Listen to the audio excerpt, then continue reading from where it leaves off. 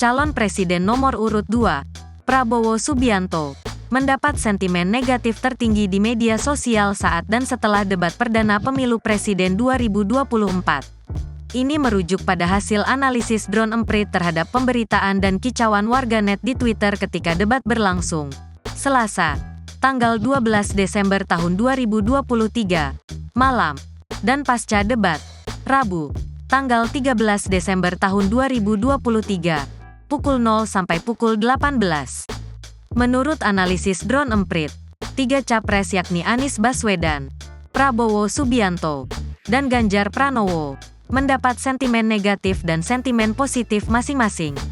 Saat debat berlangsung, sentimen negatif tertinggi dicatatkan oleh Prabowo, menyusul kemudian Anies, lalu Ganjar. Sementara, sentimen positif Prabowo menjadi yang paling rendah, di bawah Anies dan Ganjar yang mencatatkan angka sama. Pasca debat, sentimen negatif terhadap ketiga capres naik. Namun, Prabowo tetap menduduki urutan tertinggi, disusul Ganjar, lalu Anies.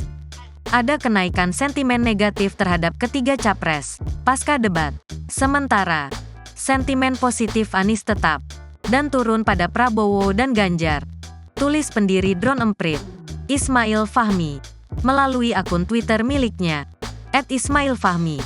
Kamis, tanggal 14 Desember tahun 2023. Ismail telah mengizinkan Kompas.com untuk mengutip kicauannya terkait analisis tersebut.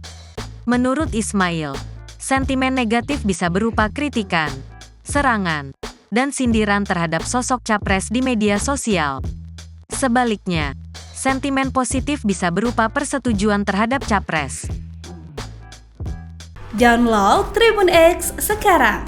Menghadirkan lokal menjadi Indonesia.